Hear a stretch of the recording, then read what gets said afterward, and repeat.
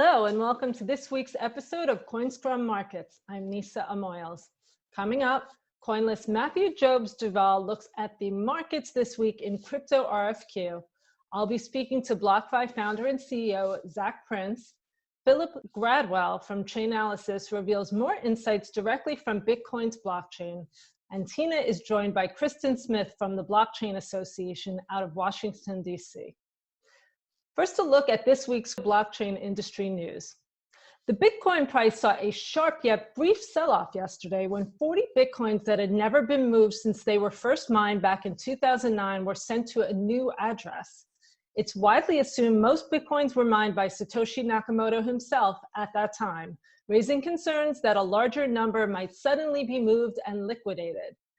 The panic abated, however, when analysts quickly assessed that these particular coins didn't align with certain mining patterns that have previously been attributed to the enigmatic developer. Much anticipated third Bitcoin halving passed by smoothly last week, with the network hash rate falling some 20% in line with expectation, as many old generation mining rigs became uneconomical to operate as the Bitcoin block reward was slashed in half overnight. But with the Bitcoin price bouncing back after an initial fall, the overall impact on the network has so far been minimal. Just as Bitcoin miners adapt to this new normal, Hong Kong-based futures exchange FTX announced the launch of their new Hashrate Futures contract, hoping to attract business from the $6 billion mining industry as a way for them to hedge their risk. Early signs are positive, with around $1 million of contracts changing hands in the first 24 hours of trading. You may recall back in 2017 when JP Morgan CEO Jamie Dimon called Bitcoin a fraud and threatened to dismiss any member of staff going anywhere near it. This week, however, the bank took an opposite approach and announced that it's to extend banking services to US Bitcoin exchanges, Coinbase and Gemini. The World Economic Forum published a report looking at how the deployment of blockchain-based solutions can address the supply chain inefficiencies and failures that have been exposed by the COVID-19 pandemic. The WEF has also launched a blockchain deployment toolkit to enable smaller players to deploy as well. The toolkit was in development for over a year and saw contributions from more than 100 public and private entities spanning 50 countries. The WEF has found that consumers are demanding a totally new level of transparency now, and the supply chain is rewarded when the transparency and sustainability is there. Finally, hot on the heels of legendary fund manager Paul Tudor Jones' recent announcement to his investors that he'll be buying Bitcoin exposure via CME futures contracts, US-based FalconX announced they're coming out of stealth mode by closing a $17 million seed funding round for their best execution and prime brokerage trading platform, perhaps indicating that their investors, including Avon Ventures, Coinbase Ventures, Lightspeed, and Excel, see the institutionalization of the crypto spot markets as a hot ticket right now. That's the news for this week. Next up, I'll be speaking to CoinList Matthew Job Duval to take a closer look at the markets this week in crypto RFQ.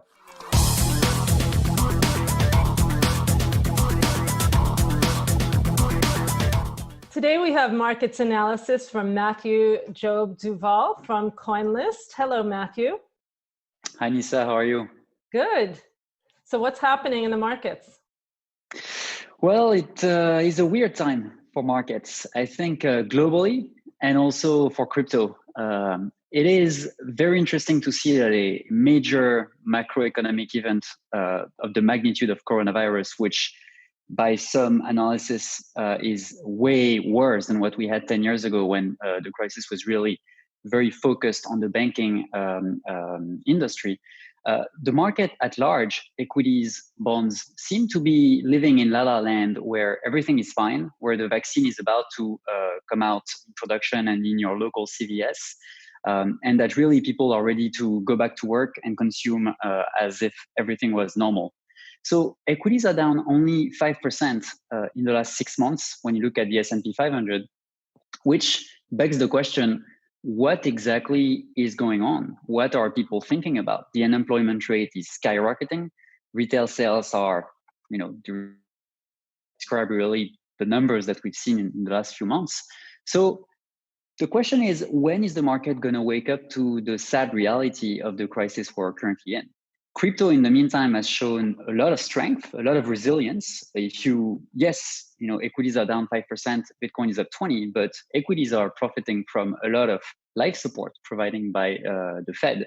It's not the case for crypto. So very, very impressive performance, but it kind of feel like everybody really is looking for the moment when the market wakes up and things really get priced in the market. That moment has not come yet. Now, Bitcoin has been hovering around the same range since last week's halving. What do you think about what happened with mining and the mining difficulty rate going down? Absolutely. It just made sense that a week after the halving, just as normal, the difficulty would be readjusted, slightly lower, only 6% lower.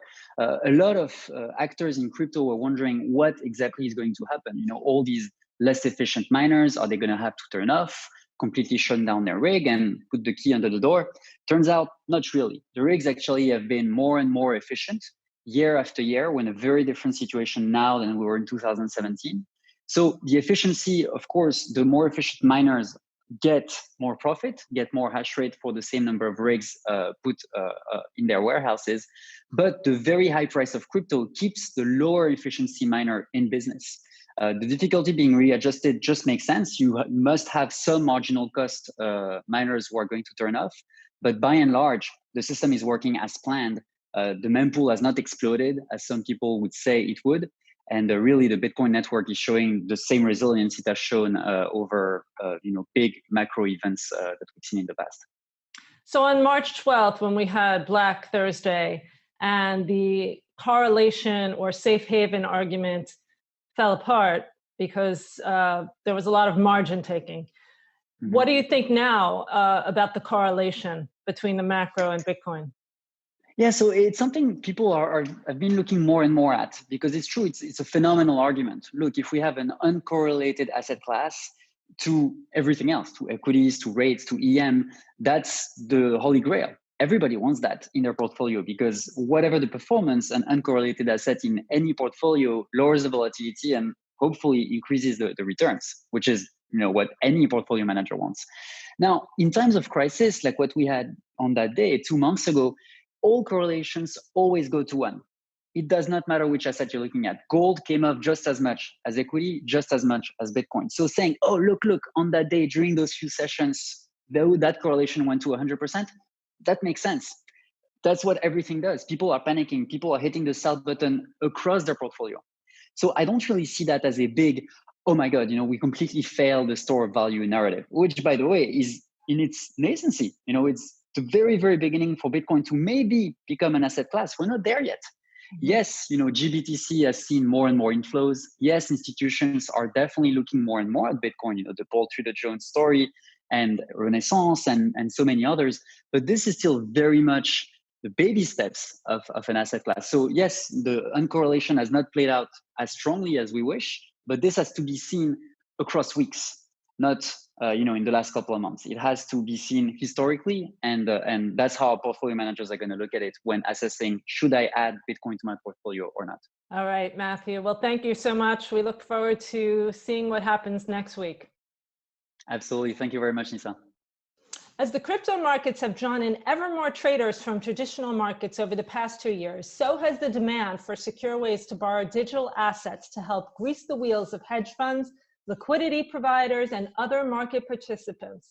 Last week, I caught up with Zach Prince, founder of lending platform BlockFi, to find out how they're positioned in this rapidly growing space.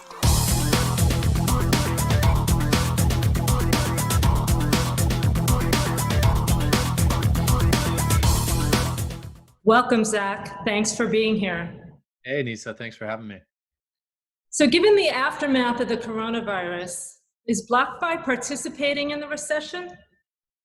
I think you might have seen that in a tweet that I put out recently.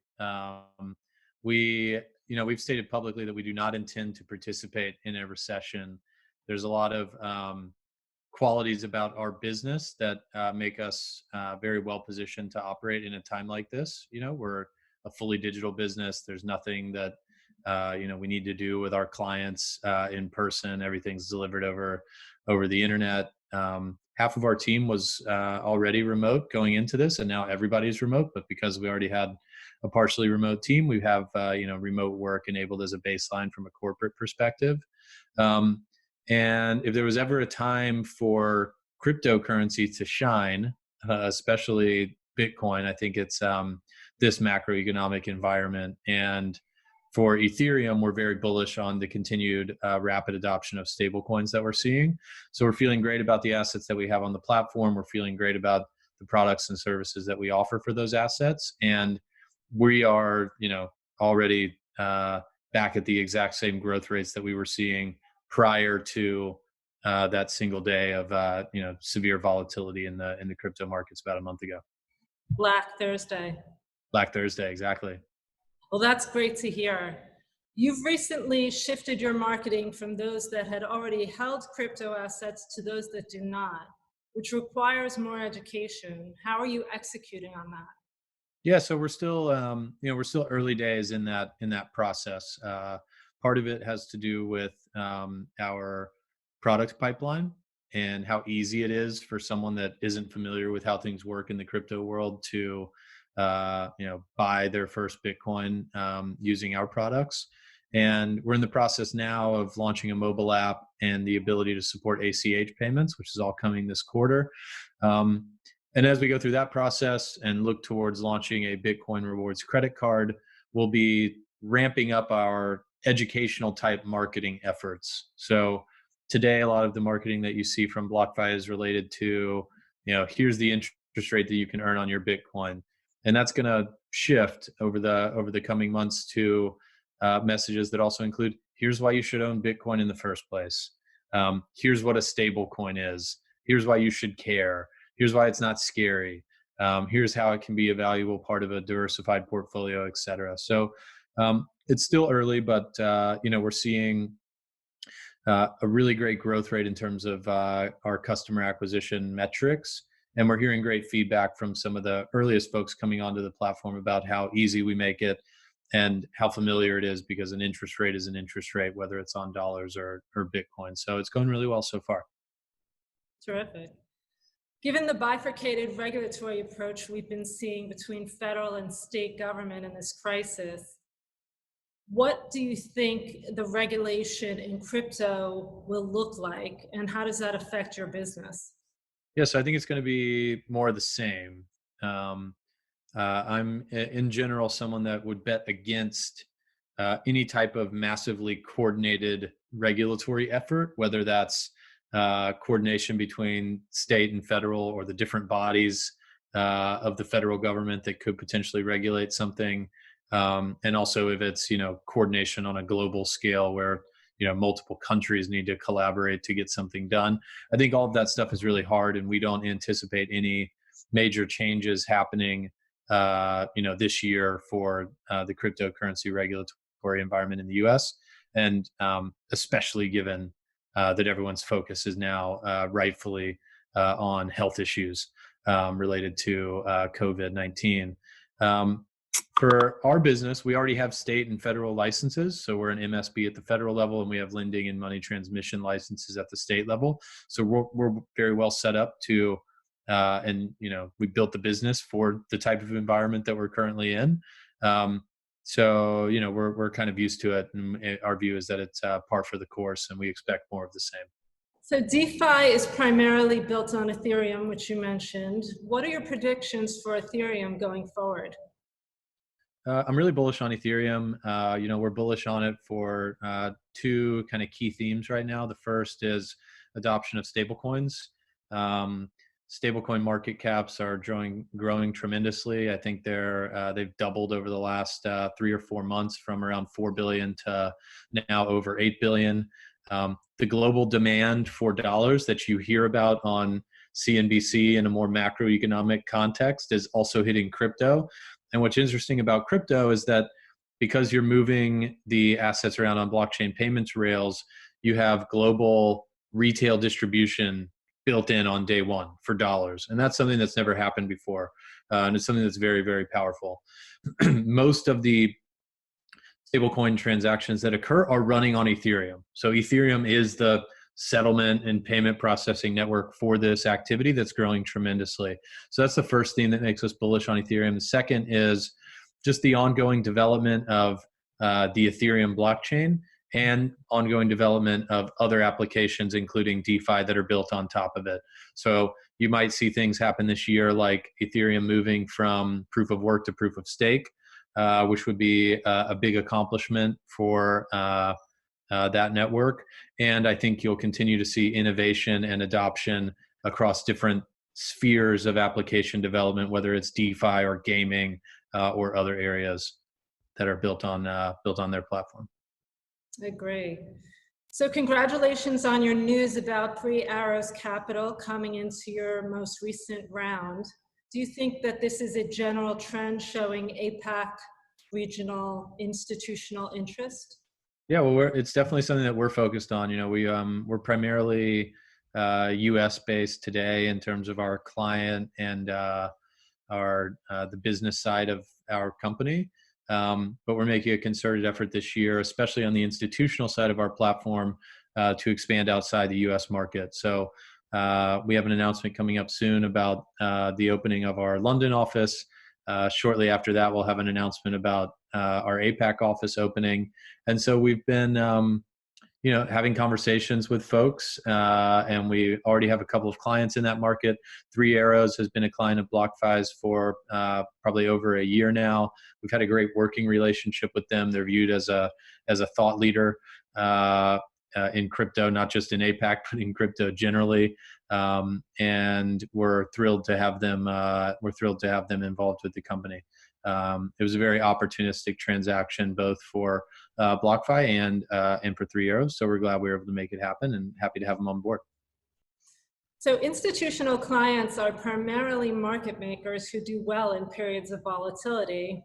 What is your main message to them at this time? Just keep doing what you're doing, and we're here to support you as your business is growing and doing well, and finding opportunities given the volatility that we're experiencing in the markets. We've been lending throughout all of this volatility at BlockFi, and happy to see a lot of our existing relationships grow and a lot of new relationships be established. Market makers love periods like this, and we just want to continue supporting their business however we can. Great. Is there anything else you'd like to add? No, I don't think so. This was a great interview, and I appreciate you taking the time to chat with us. Thanks so much for joining us, Zach. Thanks, Nisa. We'll be taking a deeper dive into the mechanic of both Bitcoin lending as well as the emerging world of decentralized finance, or DeFi, in the coming weeks. Next, we go over to Philip for this week's on-chain reaction.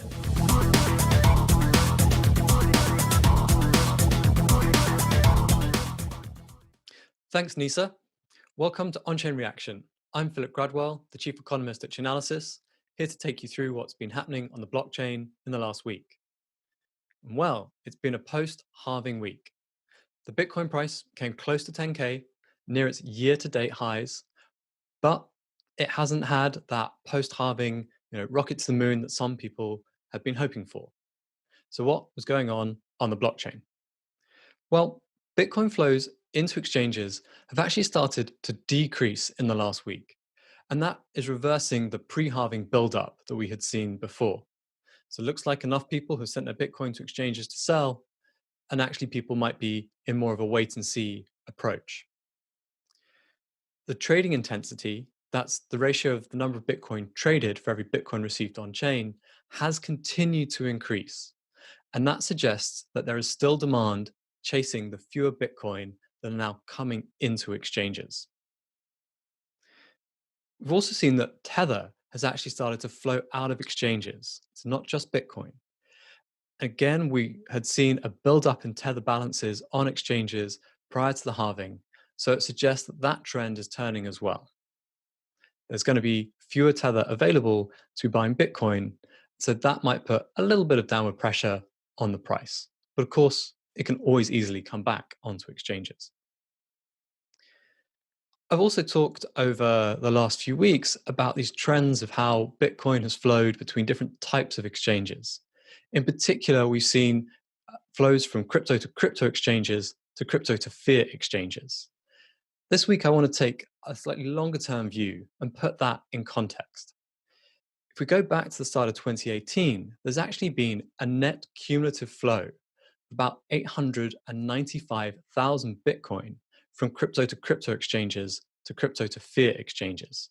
So that means 895,000 Bitcoin have gone out of the balances of those crypto to crypto exchanges and moved to those crypto to fiat exchanges. So that's a really big structural trend that we have just seen continue week after week on on-chain reaction. There's also been a structural trend of Bitcoin moving from Eastern Asia to North America. In the weeks recently, I've kept pointing it out. And if we take that longer term view, going back to 2018, well, there's been at least 280,000 Bitcoin moving from Eastern Asian services to North America. And that's a lower bound estimate. So those long-term trends of crypto to crypto to fiat exchanges and from east to west, they're continuing this week.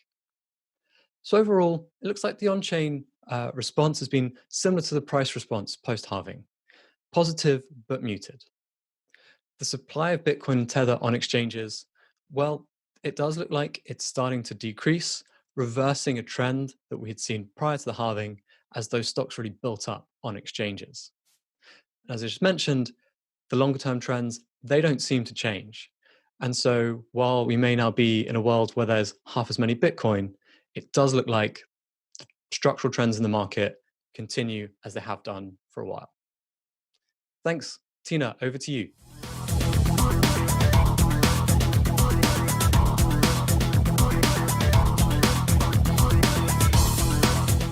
Thanks for joining us. I'm Tina Baker-Taylor, and this is Governance and Guardrails, our weekly segment focused on all things regulatory and policy related in the crypto and digital asset space. I'm so delighted today to be joined by Kristen Smith, Executive Director at Blockchain Association. Kristen, thank you so much for joining us today. Thanks for having me, Tina. Now, I'm really excited about our conversation. So first, tell our viewers a little bit about Blockchain Association, who your members are, what you guys do, what's your mission?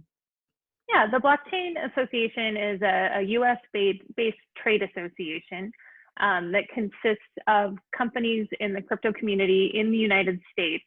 And we have a mix of exchanges, projects, and early stage investors. And I think we're at 24 members right now. So it's a good group of companies. Amazing. And so before we dive into this conversation, because I think let's set some context, you're talking about policy, and today we're talking about changing policy. How is policy different from regulation, or is there a hierarchy? Yeah, so the mission of the Blockchain Association is to change federal US public policy for the good of the crypto ecosystem. And policy can be made really sort of in three different avenues. There's legislation that would ultimately, be signed into law that provides the agencies the authority they need to do regulation. Mm-hmm. There are some cases where you can actually use existing laws and existing regulatory processes to change policy in that way. Or as we've also seen, sometimes policy can be set by court decisions as, litigation works through. Exactly. That's never the ideal way to do it, because you're always limited to the facts and circumstances of a given set of companies, as opposed to having a full and open debate and dialogue about what the policy should be. So we want to see policy change happen at either the regulatory level, or in some cases, it might have to be the legislative level, because a lot of the US laws, it's really kind of a square peg in a round hole, and we might actually need some new authority to go to these agencies in order Indeed, indeed. We talk a lot about retrofitting and jurisdictions that choose to do that, and it doesn't always yield the results. There's some unintended consequences there we've seen happen. So some of us may still be thinking of digital assets and crypto as, unregulated, little government oversight. But I really think you and I have seen this change pretty significantly over the last couple of years. And I think that kind of has been in an ebb and flow, right? So as consumers and investors get more interested and become more aware, so do government entities. And one of the things I discussed with John Collins last week, or 2 weeks ago, was the legislative proposals that are showing up in bills that are referencing digital dollar wallets. So, that's pretty positive that we have Congress people putting basically digital assets in bills that are being debated. But equally, in the same month, we had the SEC win a lawsuit against Telegram. So that's kind of punitive action. And so it does still seem to be feast or famine when it comes to how these policies are being created and the impact that they're having. So tell us a little about how you think policy is actually going to change. What are the elements that we need to focus on to really change the direction of policy development? Yeah, so like anything in life, if you really want to have change, whether it be in business or government or anything, at a high level, it takes time and money. There's not often any go around by that. But in the policy context, I think there are three elements that if you look across any industry, if they have a combination of one or two or three of these pieces, you can get policy change. The first one is utility. I think there's a very classic case study of Uber being very useful, right? Everybody was like, hey, this is great. This is better than standing out on the street corner in the rain and calling a taxi. I can have somebody come straight to my house. I don't have to fiddle around for my cash or my credit card. That was something that was obviously and immediately useful to a large amount of people. And they were able to change all of the laws related to taxi cab commissions and whatnot in most jurisdictions because people wanted it. Yeah.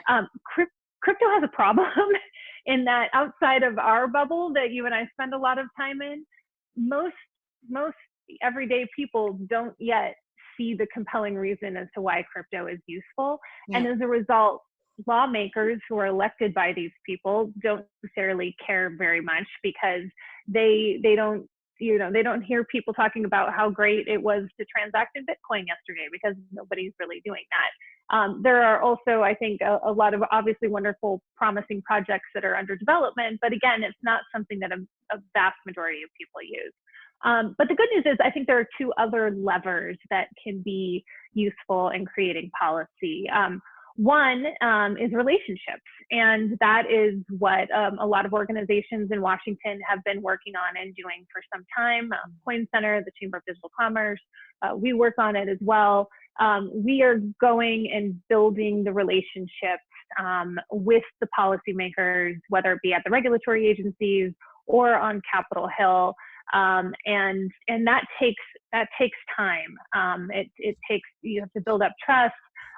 It also you're influencing the influencer, right? And so influence, has trust and elements of proof and demonstrations of those use cases that you're talking about that may not be there.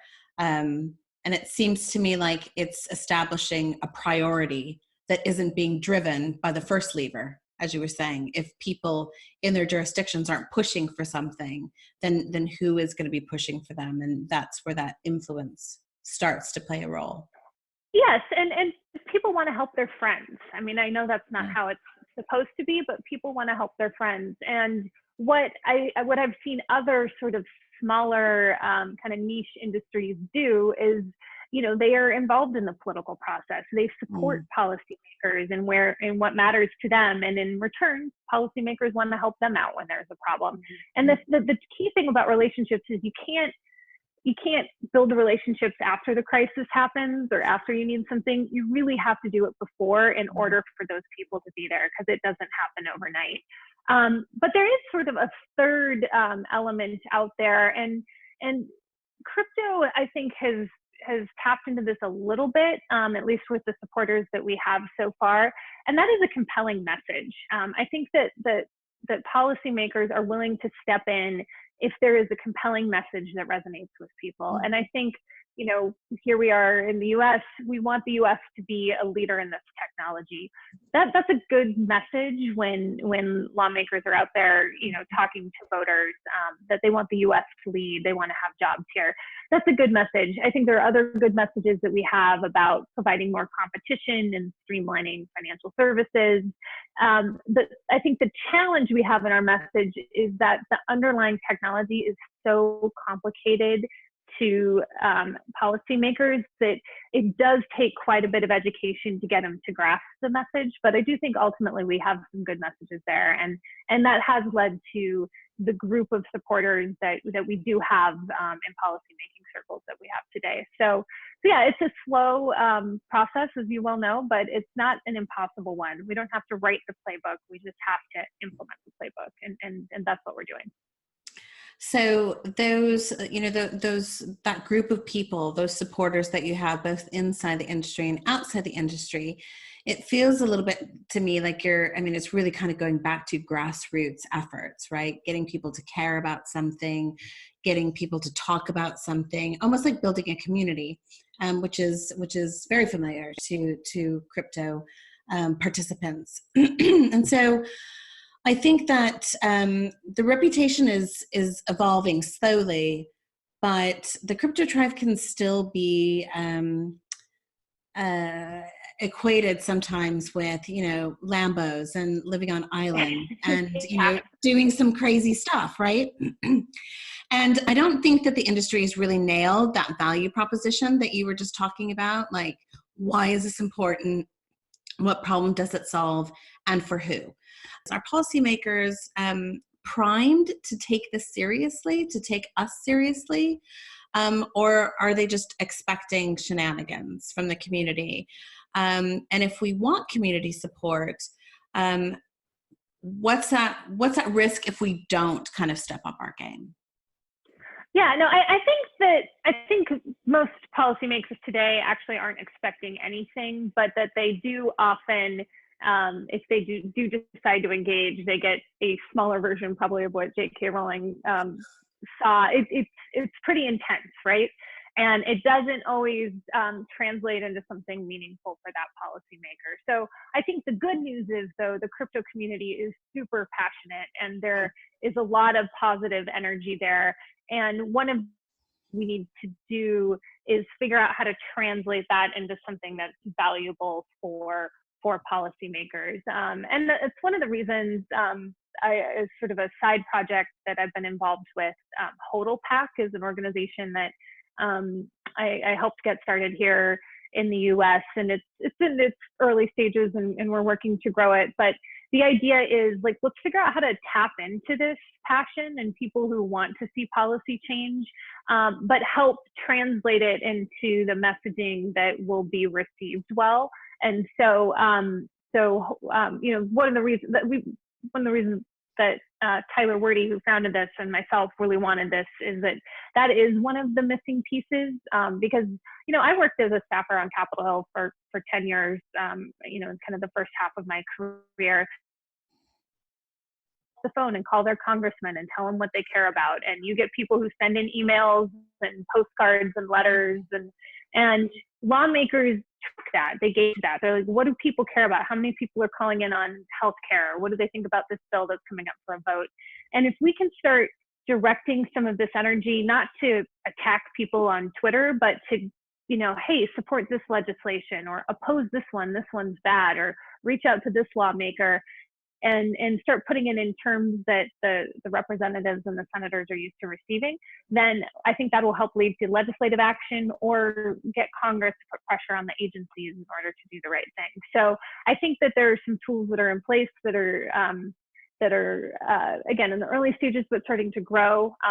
But, I think another thing that people can do if, they're not part of a company who belongs to a trade association, but they want to get involved is, Coin Center is a fantastic resource. They're an independent organization, but they do wonderful work. We collaborate with them on a lot of things all the time. And so that's a really good place for people to become informed themselves, but also, if they're looking to support an effort, I think they do a fantastic job as well. Awesome. One last thing I wanted to touch on and come back to what you touched on was the fundraising. So, getting money in and putting it in place where it actually propels these policy progressive conversations. And certainly Holopack is looking to organize the way that we're talking to these policymakers in a more consistent way. So, kudos to setting that up, because I do think sometimes, the cats will follow you, the herding of the cats, if somebody starts, right? And I think it's like getting something started. But I think another thing that when we're looking at, an election coming up in the US is, targeting people in our community to either get involved in politics or fund people and raise money for congressional candidates that are going to be on our side when we get there, right? So a lot of the people that are sitting in government today are there because somebody wanted them to be there, right? So there's like Capitol Hill, how does that work? Yeah, no, so fundraising, there's a lot of criticism of money in politics, which is understandable. I can say fundraising it goes back to relationships as being kind of one of the three levers you have to change policies. It is the easiest way to build relationships. And I can tell you all of these congressmen and senators on Capitol Hill also hate fundraising. They don't like to do it. It takes up a lot of their time. But the reality is if they don't do it, then they don't get reelected. So it's sort of a fact of life, and that there is a purposely way to give these contributions. And so, I personally give money to candidates. Holopack is raising funds in order to allow the community to vote to where those go. But yeah, most mature adult industries, they support their champions with political fundraising. And so if crypto, wants to be part of that process and see good outcomes, it's an unfortunate fact, but it's a tool that everyone else is using, and we're at a disadvantage if we're not using it too. Yeah. Well, Kristen, I think we're probably getting close to being out of time. So before we go, one, thank you so much for joining me today. It's always super fun to chat to you. We could probably sit here for another half an hour. We could do this for hours. We could. But if other people would like to get in touch with you, whether to learn more about how they can get involved in Blockchain Association or Holopack, how do they get in touch with you, and how do they get in touch with Blockchain Association? Yeah, no, you can reach out to me on Twitter. I guess I'm at KMSmithDC, or you can email us at the Blockchain Association. It's just Kristen, Kristin, at theblockchainassociation.org. Great. Thank you. Name. I can't wait to see you again and have a glass of wine someday soon. I know. We are overdue. It'll be fun. Thanks again for joining me, Kristen. Great. Thanks, Tina. You're watching Coinscrum. I'm Nisa Amoyals. See you next week.